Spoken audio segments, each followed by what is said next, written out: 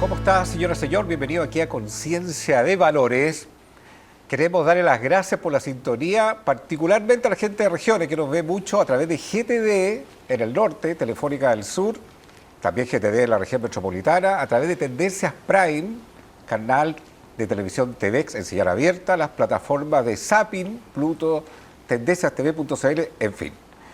Hoy vamos a hablar acerca del dolor, cómo superar el dolor. Hay partidas en la vida que realmente son complejas. Los padres no estamos preparados para que nuestros hijos partan. Quizás el ciclo de la vida es al revés. Hoy nos acompaña una periodista, escritora, también ha sido presentadora de programas emblemáticos de la televisión chilena. Tuvo la triste partida de un hijo a los 5 años por una negligencia médica. Nos tiene mucho que relatar, mucho que enseñar en cómo superar el dolor en nuestras vidas. Bienvenida a Conciencia de Valores, Susana Roca Tagliata. Gracias por estar con nosotros. Gracias por invitarme. Nos acompaña otro periodista también de profesión, hombre de radio, hombre de televisión, Eduardo Palacios. Don Agustín, muchas gracias por invitarme al programa, una vez más. Un amigo de la casa, como siempre en Conciencia de Valores, Alfredo Vicuña. Aquí estamos muy contentos de volver a ver a la señora Susana, a quien tuvo en la Radio Agricultura y que tuvo mucha audiencia. Que hace muchos años, unos 10 años atrás también estuvo con nosotros aquí en Conciencia de Valores. Susana, vivimos en una sociedad del éxito donde muchas veces la ciencia ha tendido a reemplazar a la fe. ¿Cuánto en la historia de tu vida la fe en Dios, a eso me refiero, ha sido importante para superar el dolor? Y si brevemente nos puedes contar cómo fue el testimonio triste, doloroso, de que le pasó a tu hijo en una intervención médica. ¿Cómo empieza la historia de tu vida con la partida de tu hijo? Bueno, era jovencita, eso es como lo primero. Uno no se imagina que cuando está partiendo la vida como mamá, papá, un proyecto de vida futuro, ¿verdad?, te pueda pasar algo así. En esa época uno entraba a los hospitales, las clínicas a tener los bebés, no a salir con uno en un ataúd, como nos pasó a nosotros. Francisco era alérgico, desgraciadamente le hicieron una mielografía, en esa época no había escáner en Chile, y él fue alérgico al medio de contraste y murió de inmediato de un paro cardíaco. Fue terrible. Era un niño simpático, bandido, muy lindo, bueno, como todos los hijos que parten. Nosotros, como te digo, el único título que tú no quieres perder nunca en tu vida es el de padre o madre. Hoy en día tú puedes hacer muchas cosas en la vida, puedes ser como nosotros, algunos periodistas, después puedes ser otras cosas. Pero el título de padre o madre es un título que tú quieres tener de por vida, y además lo lógico es enterrar los hijos a los padres, no al revés. Así es que nosotros muy jóvenes, yo tenía, no sé si 28 años, cuando me pasó, y yo no conocía a nadie, eso es lo otro importante, no sabía a quién hablarle de esto. Yo me sentía la única, muy triste. Pero el dolor de la pérdida de Francisco en esa época, además no habían textos escritos en español, lo que había era de psicólogos, de psiquiatras, que eran un poco textos de estudio para la universidad, pero yo no sabía a dónde ir o con quién hablar. Yo creo que eso fue lo primero, y gracias a Dios hoy día existen instituciones como Renacer, por ejemplo, que tú puedes ir a hablar de lo que te pasó y hay otra gente que le ha pasado antes que a ti y te ayuda. Pero en ese minuto yo no tenía con quién hablarlo. Yo creo que eso fue lo más impactante. Ahora, que la muerte de Francisco no fue en vano, en el sentido de que a partir de la muerte de él se tomó conciencia que no había ninguna de la alergia en los niños a los medios de contraste. Él era alérgico al yodo. Y mucha gente me ha escrito y me ha llamado después para decirme: Susana, gracias a tu hijo, mi hijo se salvó, porque él también era alérgico. Así es que no había esa conciencia, a propósito de conciencia de valores, ¿verdad? Esa conciencia del respeto que tú tenías que tener frente a un examen. Para mí el médico me dijo, es un examen de rutina, esto se hace siempre y no pasa nada. Yo le dije que mi hijo era alérgico, que había nacido con una intolerancia a la leche materna. Así es que él tenía este antecedente, pero como te digo, en ese momento tal vez los médicos eran un poco como diosesitos, en que eran infalibles, comillas, y mi hijo murió en forma instantánea. Así es que de ahí para adelante fue un camino bien largo, y como dices tú, este programa trata del dolor. Vivimos en un mundo imperfecto, el dolor está presente, lo importante es qué haces tú con este dolor.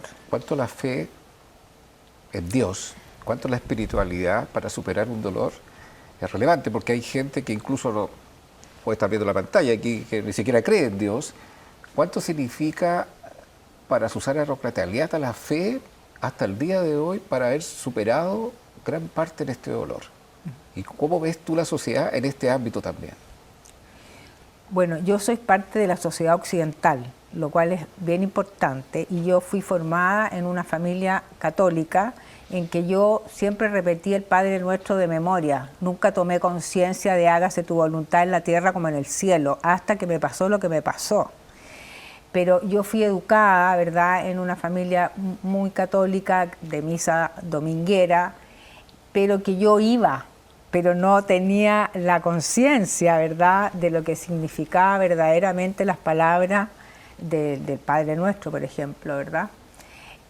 Hasta que me di cuenta que yo tenía un bastón, que era la fe, que a mí me ayudaba a caminar. Muchas veces yo me enojé con Dios, y te lo digo porque me di cuenta después que Él también le dijo, Abba Padre, en la cruz, ¿por qué me has abandonado? O sea, Dios es misericordioso, te va a perdonar siempre. Yo siempre le digo a los papás que se acercan a mí, mira, yo también me enojé con Dios, porque yo dije, ¿qué hice tan malo para que a mí me pasara esto? Tuve que entender que yo no había hecho nada malo y que esto no es un castigo divino. Pero la fe a mí me ayudó, como te digo, a decir, hay una vida más allá. Francisco está en un lugar lindo, en donde no hay dolor.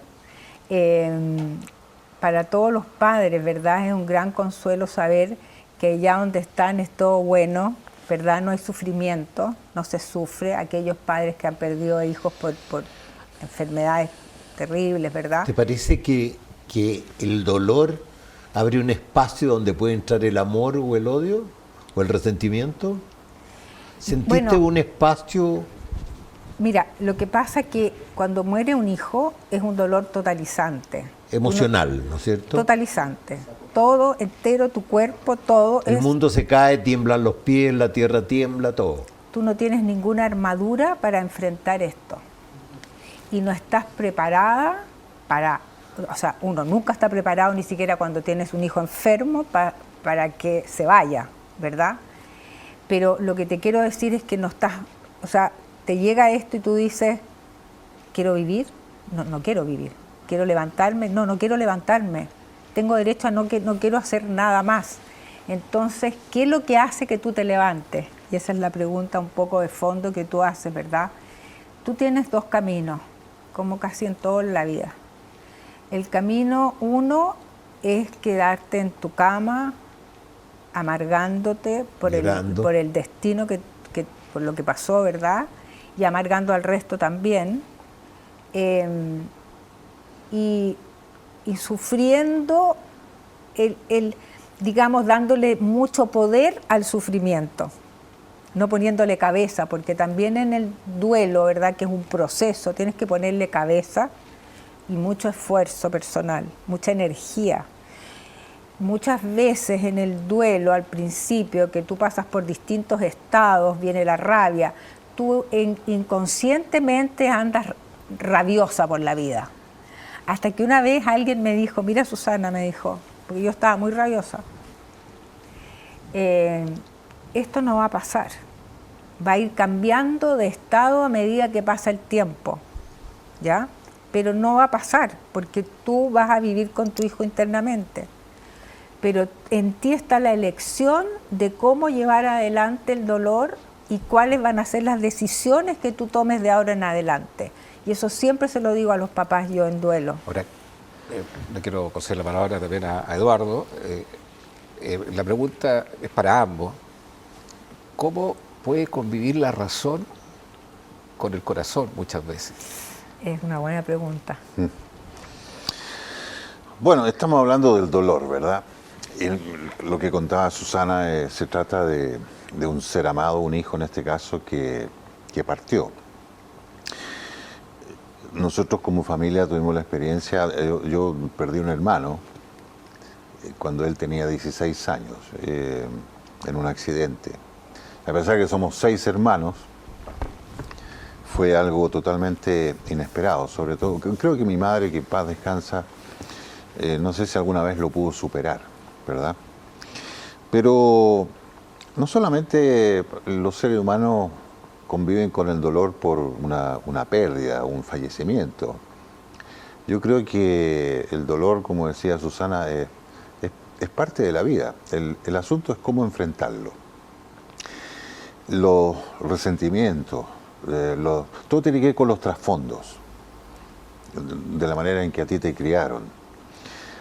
Todos los padres tratan de hacerlo mejor, sin embargo también se cometen errores.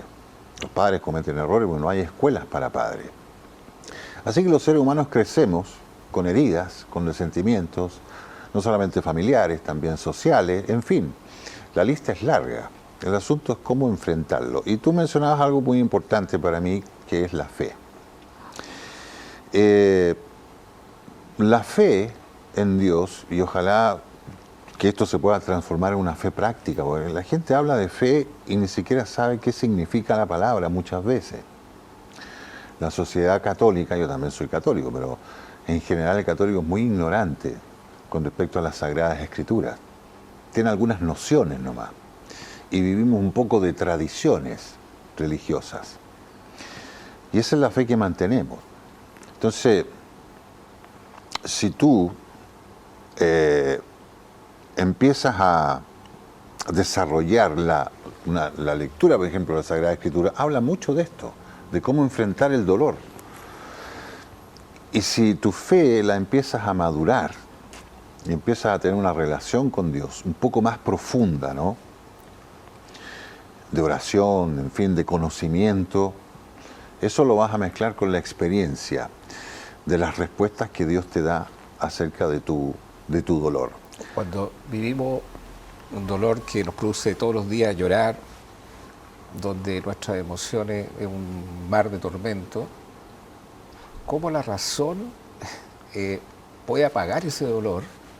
¿Cómo está la lucha entre el alma y la razón para enfrentar el dolor? Bueno, tu pregunta es una pregunta básica para nosotros, porque racionalmente tú sabes que ese hijo no va a volver nunca más a esta tierra, que tú nunca más vas a escucharlo hablar, te va a responder, nunca más lo vas a tocar, besar o abrazar. Eso tú racionalmente sí lo sabes. Es la muerte, no hay vuelta. No hay vuelta. En este mundo no lo voy a volver a ver nunca más. Yo lo acepto racionalmente, pero yo no lo acepto con el corazón. ¿Cómo pongo de acuerdo mi corazón con la razón? Piensa que la distancia más corta que hay en el cuerpo es desde el corazón a la cabeza. Es un pedacito, pero es inmensa adentro de tu corazón, es inmensa la distancia. Entonces tú dices, ¿cómo yo voy a poder seguir viviendo, verdad? ¿Cuál es el futuro? Yo tenía puestas todas las ilusiones en ese hijo, en ese hermano que se fue. Mira, los hermanos, que yo quería decirte algo, los hermanos que se han acercado mucho, ¿verdad?, a nosotros, especialmente muchas veces a mí, después del segundo libro que hice, ellos me decían, mira, los hermanos compartimos todos los secretos de la casa. Nosotros sabemos más lo que pasa en la casa que los padres, porque estamos todo el día juntos, seas 1, 2 hermanos o tengas 5 hermanos, en el caso tuyo. Ellos saben todo lo que pasa en la casa. Ellos comparten la pieza, la cama, la ropa, se bañan juntos, van al baño, hacen todo juntos, se van al colegio juntos, se van en la micro, en el bus, lo que sea que se van al colegio, los hermanos saben todos los secretos y cuando falta uno, lo que pasa en esa casa también que cambia el orden del hogar. El que era el mayor ya no está y pasa a ser el segundo, el mayor que no sabe ser mayor, porque nunca le habían puesto todos los ojos encima a él. Él no sentía nunca la responsabilidad porque había otro que era el que tenía que cuidarnos, el que tenía que preocuparse de, oye, que todos los niños salieran del colegio, los hermanos juntos. Entonces, cambia el orden interno de la familia. Cuando falta uno, tú te sientes incompleto. Y eso es otra cosa que en tu razón tampoco puedes aceptarlo, porque tú ves a los demás completos. Tú ves las otras familias completas y tú no quieres ver a nadie porque tú dices, el verlos me refleja a mí, lo que yo soy, ya no soy más lo que era, nunca más. Voy a tener el puesto vacío en la mesa, el bus que venía a dejar al niño ya no viene, yo no tengo que hacer esa cama. Entonces te recuerda tú y te... ¿Pero no te parece que esas son como reafirmaciones del dolor? Porque los médicos dicen, algunos de ellos, que el dolor es infalible, o sea que todos vamos a tener dolor, todos vamos a sufrir dolor, pero el sufrimiento es una opción en que tú lo puedes, y tú lo has dicho en lo que estás planteando, tú lo puedes ir manejando. Uno podría educar la mente para que la mente eduque al corazón, ¿me entiendes? En el sentido de decir, yo perdí un hijo de 8 días, de 7 días, por una falla médica también. El doctor insistió en sacarlo por una vía en vez de hacer una cesárea, qué sé yo. Entonces, claro, lo siento. Uno tiene un tremendo dolor, pero el sufrimiento lo puede ir trabajando. Ahora, cuando uno se reafirma, no está la cama, no está esto, no está lo otro, ¿me entiendes? Claro, es como una reafirmación para seguir con el dolor. Hay gente que sigue con el dolor y que lo sigue, no, es que yo no puedo aceptar esto y yo voy a la pieza de él todos los días y lloro y yo veo la ropa de él y lloro. Pero yo creo que tú lo has manejado muy bien porque, primero porque te ves muy sana, ¿no? Claro. No, pero sabes que sí, tienes toda la razón, pero es que son etapas. El duelo es un proceso, ¿verdad? Sí. Y es un proceso intrapsíquico. Y cada uno, como tú decías, viene con un bagaje de atrás. Y tú cómo has enfrentado otras cosas en tu vida, porque, claro, este es un dolor extremo, ¿cierto? A mí no me gusta comparar dolores, porque para todos, o sea, el perder el trabajo es un gran dolor, ¿verdad? Para mucha gente. Vivimos con mucho dolor. Sí, pero sí concuerdo contigo en que el sufrimiento es una elección. Es decir, es como el cheque a fecha, ¿me entiendes? Yo estoy apostando a la vida. Yo quiero vivir. Yo quiero volver a sonreír. No me voy a matar de la risa, ¿me entiendes? Pero sí quiero gozar con una puesta de sol. Uno aprende las cosas pequeñas de la vida que le dan sentido. A lo mejor antes ni siquiera te dabas cuenta de lo que tenía. Yo cuando me levanto en la mañana, que es una nueva resurrección para mí, y abro los ojos y veo, digo, son los 2 milagros que yo recibo todos los días en la mañana. Pero tú tienes que pasar por un proceso, ¿verdad? Para, primero que nada, darte cuenta de la gratuidad de la vida, de lo afortunada que eres, porque cualquier papá, si yo le pregunto a usted en su casa, haga 2 listas, el haber, lo que tiene y lo que no tiene. Siempre la lista del haber es más grande que la de... Pero eso es lo mismo que el dolor, es cortito esto, eso es lo mismo que el dolor. Yo creo que hay que mejorar el dolor. Cuando uno se puede mejorar y no sufrir tanto, es porque tiene conciencia primero de qué es el dolor, ¿me entiendes? Primero, yo estoy sufriendo por esto. Entonces, cuando la gente no tiene conciencia de que ve, hasta que ve a un ciego y dice, ese pobre no ve, ¿no? Vimos un día lleno de sol, la cordillera nevada, y unos no lo pudieron ver. Entonces, lo que sucede es que hay que vivir como conscientemente para darse cuenta de todo lo que nos regala Dios. Ahora, hay una cosa importante con respecto al sufrimiento, que los seres humanos tendemos a rechazar el sufrimiento, como es lógico, ¿no? así como rechazamos la muerte. El dolor. El dolor. Porque el ser humano rechaza la muerte, y es curioso, porque si de algo estamos seguros en esta vida, es que nos vamos a morir. Pero no se habla de la muerte. No se habla de la muerte, No, porque se habla como que la muerte nunca va a ocurrir. Hay mucho temor con respecto a la muerte, pero con respecto al sufrimiento, el sufrimiento es necesario para el hombre. Es necesario. El sufrimiento... ¿El dolor o el sufrimiento? El sufrimiento es necesario, porque sin el sufrimiento el ser humano no crece, no se desarrolla. Si viviéramos felices todo el día, sería una sociedad, si ahora es bastante inmadura en general en el mundo, mucho más inmadura. De hecho, tú mencionaste la Escritura, fíjate que el propio Jesús, siendo Dios en la tierra, dice la Escritura que Él maduró, creció, aprendió a través del sufrimiento, siendo Hijo de Dios. Pero vuelvo al punto de que en las conversaciones no se habla de la muerte, no. Como que nunca va a ocurrir la muerte, no se habla del sufrimiento, no se habla del dolor. A mi juicio creo que debiera, porque creo que te prepara también de una forma distinta cuando ocurre ese evento y no te pilla así como que esto ocurrió de sorpresa. En personas que ahí el dolor les afecta mucho más cuando tú has hablado de ese tema. La gente no está dispuesta, o sea, la gente no soporta la idea de la muerte.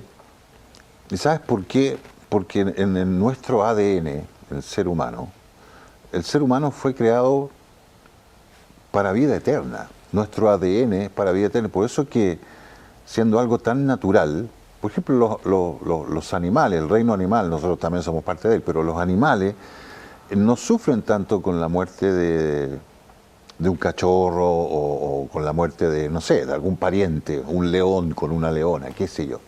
Nosotros somos los únicos que sufrimos porque nuestro ADN fue creado para vivir eternamente, lo que se perdió en el Génesis, ¿no? En el huerto.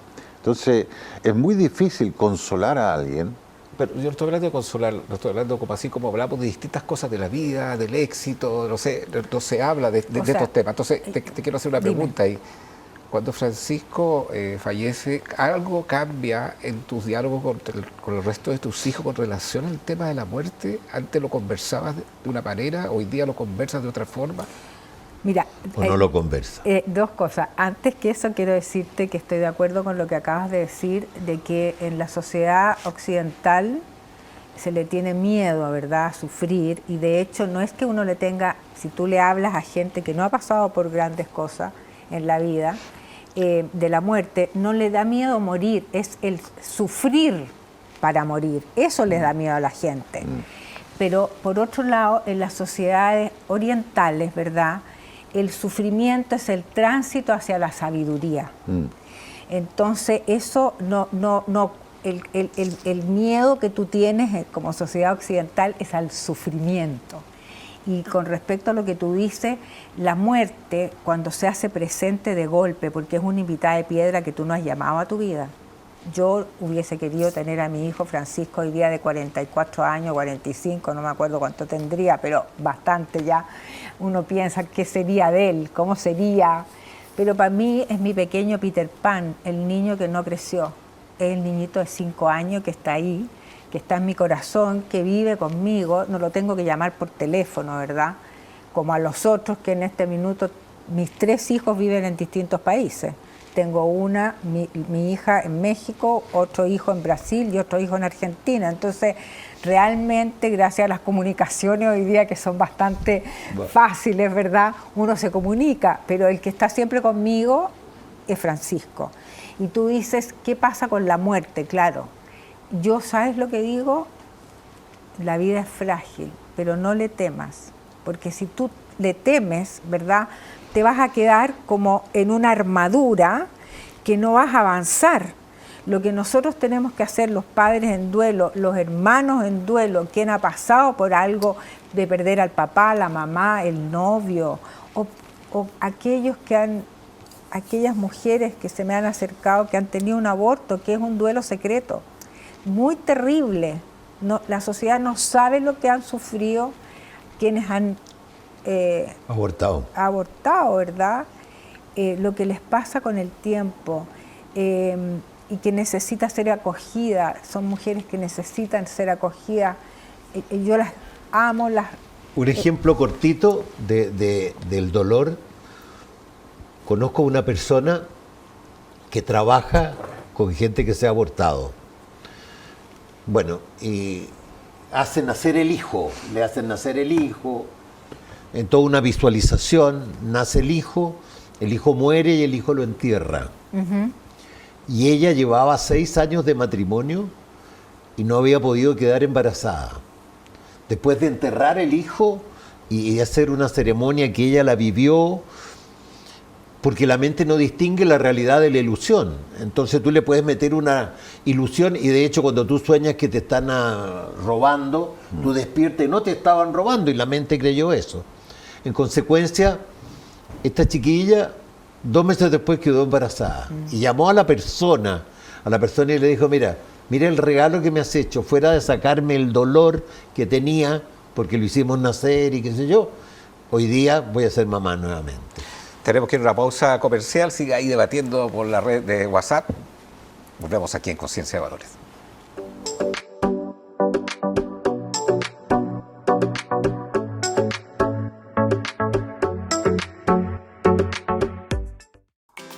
¿Las deudas te tienen sobrepasado? ¿Cansado de cobros abusivos? ¿Sabías que te puedes declarar en quiebra?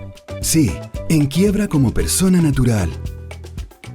Hoy no solo las empresas pueden quebrar, tú también puedes. En Chile existen 4,5 millones de personas en mora. Si no puedes pagar tus deudas, el declarante en quiebra como persona es una solución 100% legal a tus problemas económicos.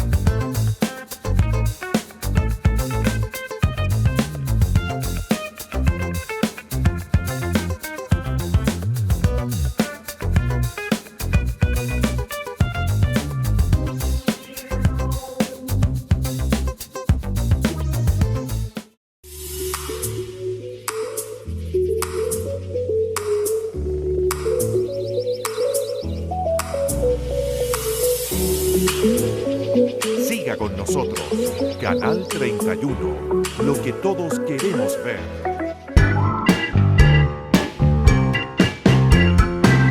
Quiero andar en otra cara del dolor. Hemos hablado de la partida de un hijo, de la partida de un hermano, pero hay una cara del dolor que son los que nos causan el dolor. En el caso tuyo, un médico que comete una negligencia y que te causó un dolor tremendo. ¿Cómo se maneja el perdón ahí? ¿Qué ha significado para ti ese proceso? Si lo has podido perdonar, es algo que no tiene nada que ver con el tema anterior, porque una partida es un efecto traumático, pero aquellos que también nos causan un dolor, como este médico, ¿cómo tú viviste ese proceso? Fuerte, es bien fuerte porque yo hasta el día de hoy no lo perdono. Porque él dejó, en el caso mío particular, ¿verdad? Él se fue. Él dejó el procedimiento en manos de otra gente y él no estaba ni siquiera presente. Cuando muere Francisco, a él lo tienen que llamar por teléfono para que viniera, imagínate. O sea, ahora, ¿qué sacaba yo? Él no me lo iba a devolver, él nada. Me da pena él. No sé si está vivo, no está vivo, no me interesa nada de su vida. Traté de olvidar hasta su nombre. Pero yo puedo entender, por ejemplo, a quienes le asesinan al hijo. Puedo entender perfectamente una tragedia automovilística, ¿verdad? Cuando alguien involuntariamente se queda dormido al volante y muere tu hijo al lado, que iba en ese auto. Yo puedo entender muchas de esas cosas, pero yo te digo, el perdón es como tener una jaula en tu corazón con un pajarito adentro.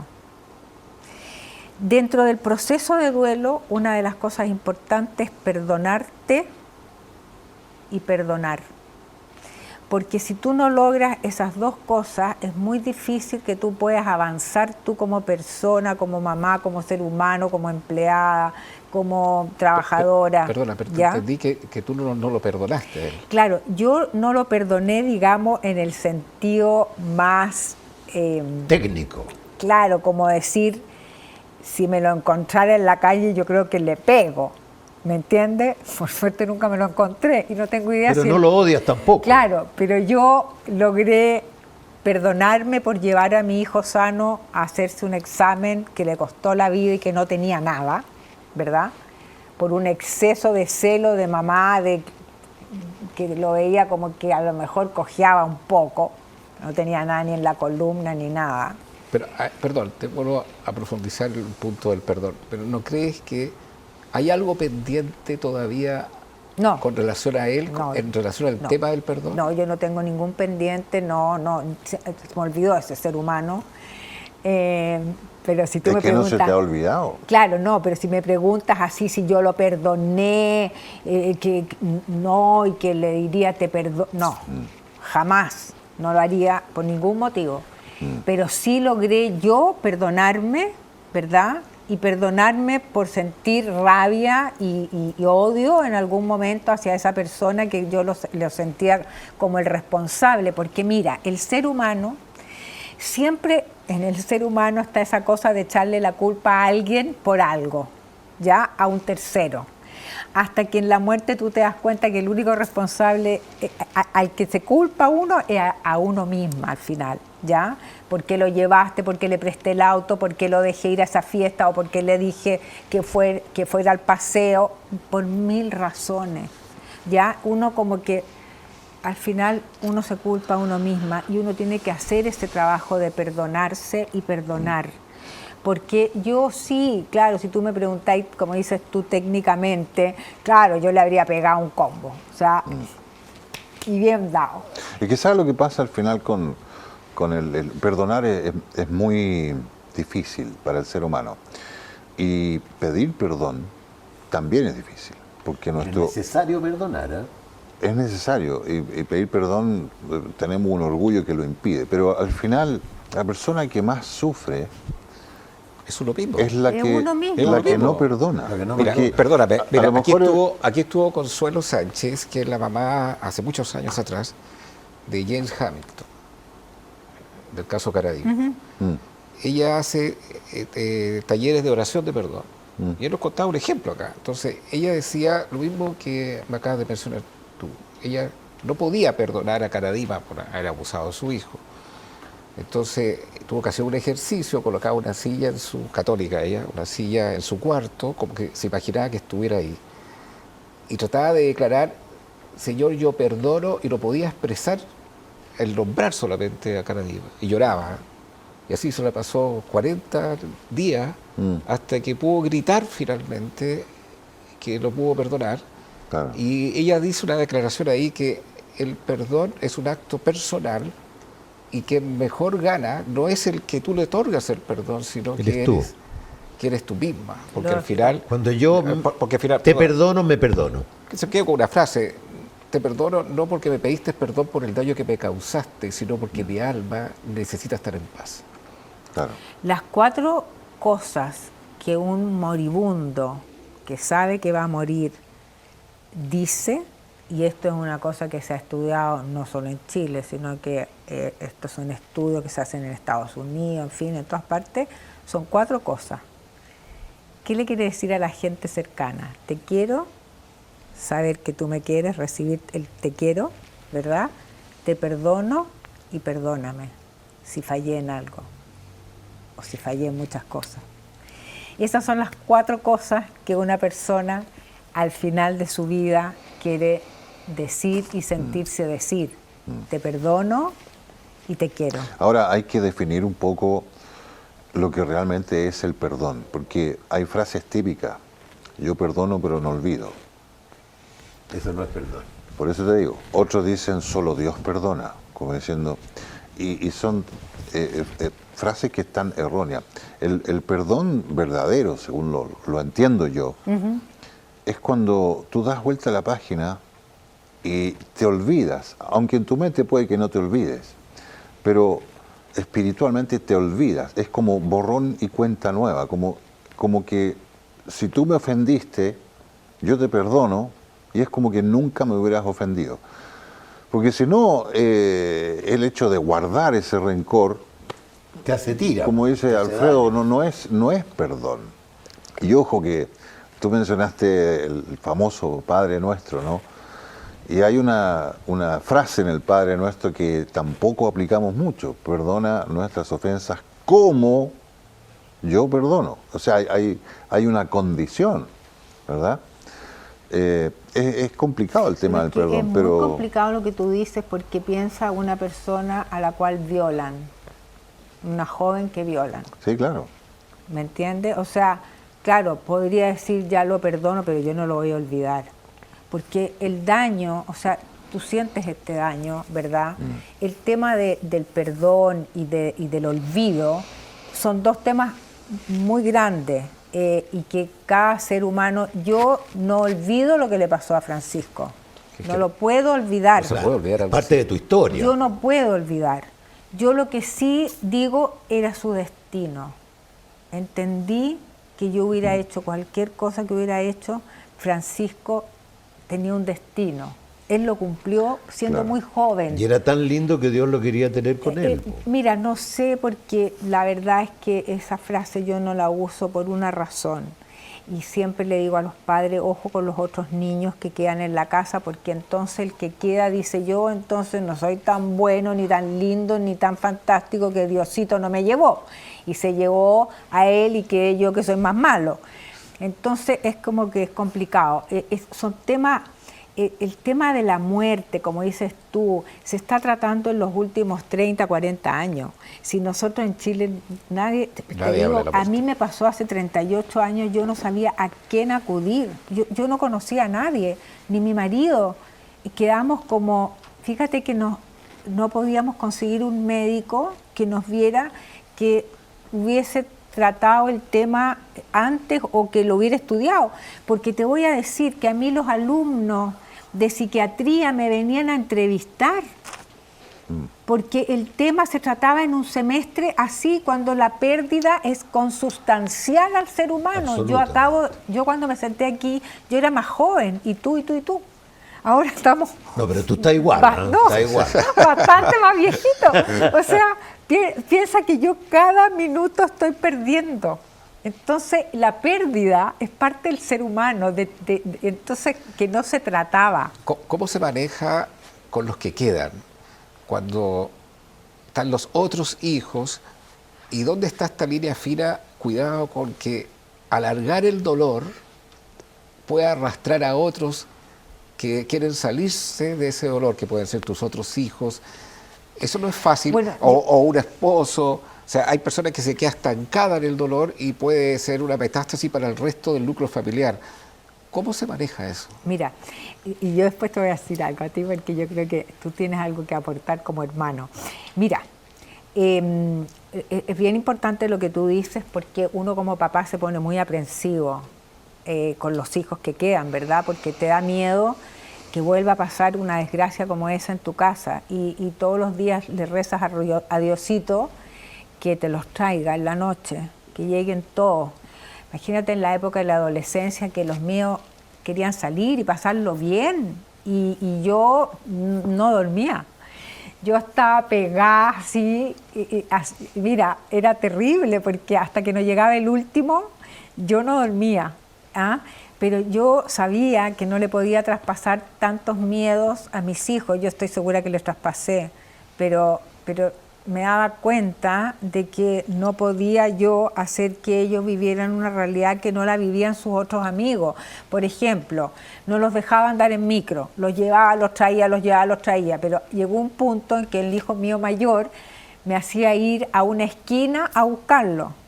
O sea, no te asomes, no te aparezcas, o sea, no quiero que nadie te vea, o sea, el único que vienen a buscar a la edad que tengo, a la mamá, ¿me entiende? Entonces, todas esas cosas a uno le quedan y obviamente tu casa cambia, tú cambias, cambia tu marido, cambia tu casa, cambia el hogar para siempre. Es imposible ser las mismas personas. Si alguien pretendía que yo fuera la misma Susana de antes, solamente podía frustrarse. Porque ni mi marido, ni yo, ni mis padres, ni los abuelos, ni los hermanos, ni los tíos, ni los primos.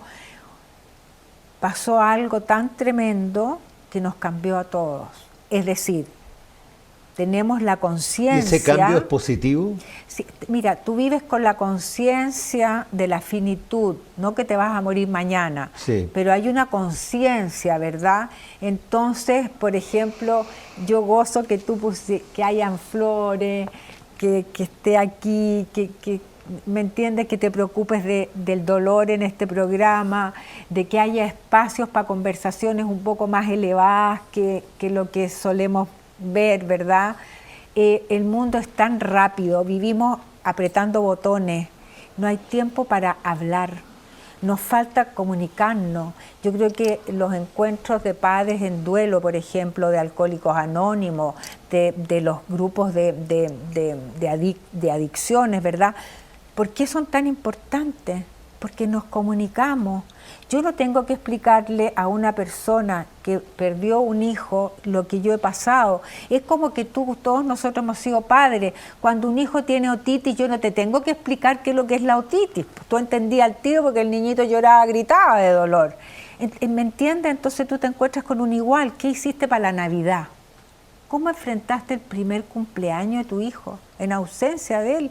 ¿Cómo hiciste, me entiendes tú, cuando todos están con villancicos, vaya al supermercado o para la semana del 18 de septiembre? Y la gente que se le suicidó un hijo, que ahora, es mucha. Tú le querías decir una pregunta a... No, yo decía que tú puedes dar también qué es lo que pasó en tu casa, porque al faltar un hijo, ¿verdad? Tus padres cambiaron, tú dices que tu mamá le costó mucho, bueno, hay tantas cosas. Lo primero que ocurrió, porque no perdieron el tiempo ellos, fue escribirle a la cigüeña, que después nació mi hermano menor. Así que yo dejé de ser el menor, porque yo era el menor hasta esa época. Al año llegó Felipe, así que volvimos a ser 6. Pero, claro, la mamá en realidad a veces conversábamos y tocábamos el tema, o se acordaba, Oscar se llamaba mi hermano, Oscarito decía, y al final se fue tranquilizando, pero algún día me dijo que como madre, y yo lo entiendo, ¿no?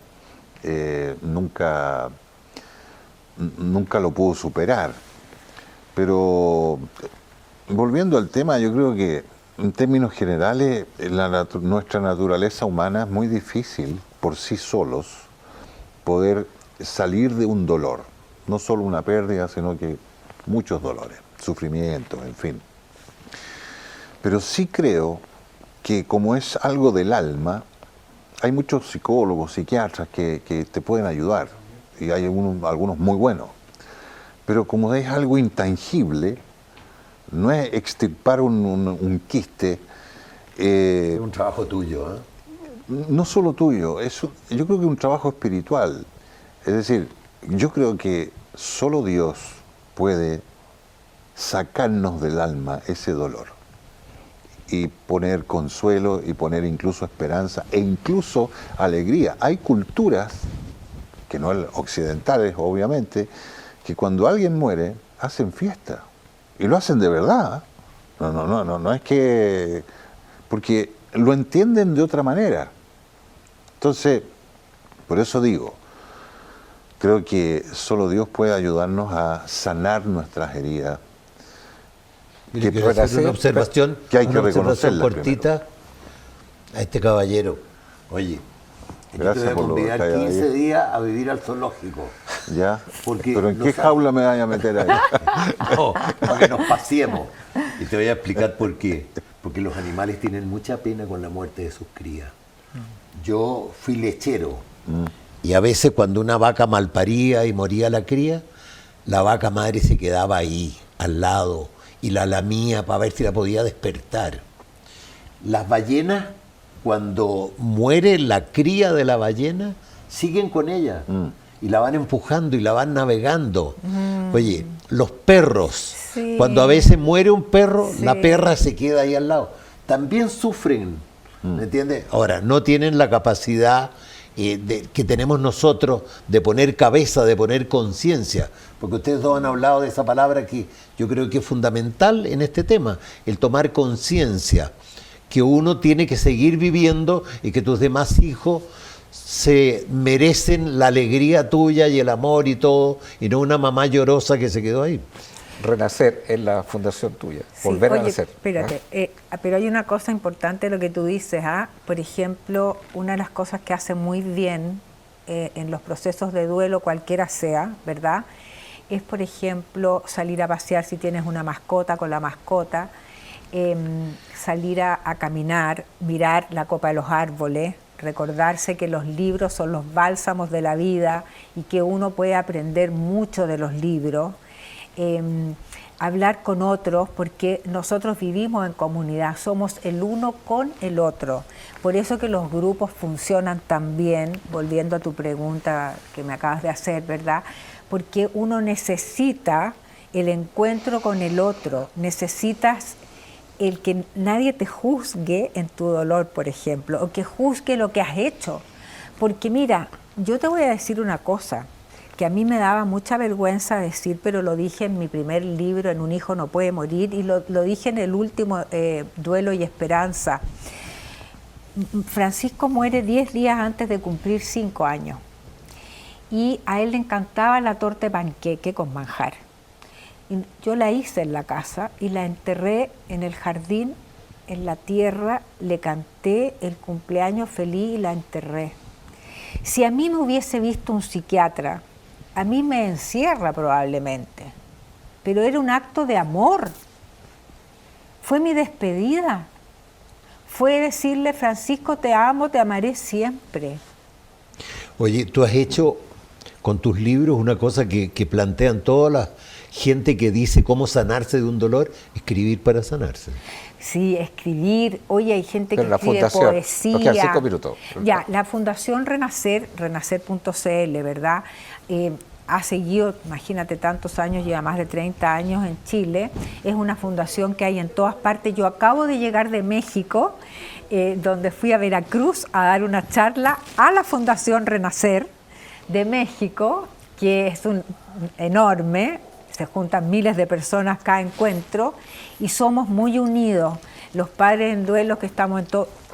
Mira, a mí me llaman todos los días. Yo acabo de saber de la niñita que murió hace pocos días de influenza. Tenía 10 años, única hija, y les había costado 8 años tenerla. Terrible. Todos los días alguien pierde un hijo aquí y en todo Chile. Hay forma de perder un hijo, un familiar, siempre la pérdida es un dolor. Pero en el caso de un suicidio, a las personas que nos están mirando en casa, estos últimos 3 minutos que nos quedan, que han perdido un hijo en esa circunstancia, ¿qué podrías decirle tú? Lo primero es aceptar la voluntad de ese hijo, porque ese hijo, yo no sé la edad que tenía, qué le había pasado, lo que fuera, ¿verdad? Él tomó una decisión que es una decisión equivocada porque la muerte nunca debe ser un fin. La vida es la vida la que uno tiene que darle sentido y siempre hay un rayo de luz, pero a veces cuando sucede esto en una familia hay que entender, primero respetar la voluntad de ese hijo, no cuestionarla y aceptar que uno como padre, uno no es, o sea, a la veces culpabilidad, ¿cómo se maneja la culpabilidad? No es eso, uno es un ser humano, no somos dioses. Muy limitado además. Yo no puedo, ¿verdad?, estar cuidando un hijo 24 horas al día, sino que somos parte de un río que fluye.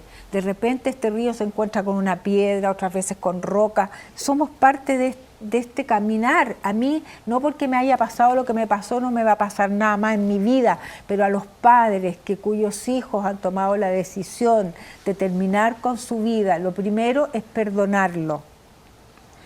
Perdonarse por algo que crean, porque uno siempre cree que algo hiciste o dejaste de hacer, no viste, no tuviste señales, no estuviste atenta a las señales. Y lo otro, yo siempre he dicho en los colegios, mira, nosotros tenemos una falta muy importante que es que se les hable a los alumnos en los colegios, a personas, ¿verdad? Cuando ocurre esto en un curso, cuando hay un suicidio en un curso, pasan cosas. Por ejemplo, no convertirlo en héroe, porque entonces otros podrían seguir ese camino, ¿verdad? Claro. Entonces, ni tampoco en un cobarde. Estaba mal. Alguien que toma esa decisión no estaba bien, no estaba en juicio de realidad en ese momento y quizás si volviera a la tierra no lo volvería a hacer. Pero lo que sí te puedo decir que uno debe, en ese sentido, los padres aceptar la voluntad y la decisión que tomó ese hijo, perdonarse y perdonar, y lo otro, ayudar a los que quedan en esa familia, que quedan muy, imagínate, o sea, un hermano que se va de esa manera, es muy fuerte. Y a mí me llegan muchos padres, muchos, pero yo decirles, papás, es posible salir adelante siempre y cuando ustedes respeten lo que hizo ese hijo y no lo juzguen. Oye, pero además se lo fue volando que haya el tiempo, una comunicación en la familia, porque yo conozco una madre que encontró que su hijo estaba muy especial, muy raro, y se metió en las cosas de él y encontró una carta que le había escrito a su mamá y a su papá, ¿me entiende? Porque se iba a suicidar porque él era gay y tenía miedo que sus padres no lo aceptaran como tal. Entonces, conversar estas situaciones en familia, apagar la televisión y dejar tiempo para esto. Y lo último, antes que se vaya, porque el minuto final, lo lógico es morir de viejitos. No tengan miedo de hablar de la muerte y del dolor. No se contagia, la primera cosa. Hablando de minuto final, siempre al final de nuestro programa, porque se llama Conciencia de Valores, le preguntamos al invitado o la invitada, ¿cuál es el valor más ausente que tú ves hoy día en nuestra sociedad? La vida. Yo creo que lo más importante no es, o sea, yo creo que a veces vivimos en una cultura de la muerte. Hablamos del aborto, de eutanasia, y no hablamos de vida. La vida, respetar la vida, respetar al otro. Hemos dejado de respetarnos. Y yo creo que el respeto, entonces, es uno de los valores. El respeto al padre, al abuelo, al humilde, al que le falta algo, al amputado. Nosotros, los que hemos perdido un ser querido, somos amputados, pero nuestro dolor no se ve. Y tenemos que pensar siempre que lo visible no es permanente, no. Lo invisible es lo permanente. Susana, gracias por venir aquí a Conciencia de Valores. Don Eduardo, Alfredo Vicuña, junto a usted nos vemos en 7 días más. Siga debatiendo ahí a través de la red de WhatsApp.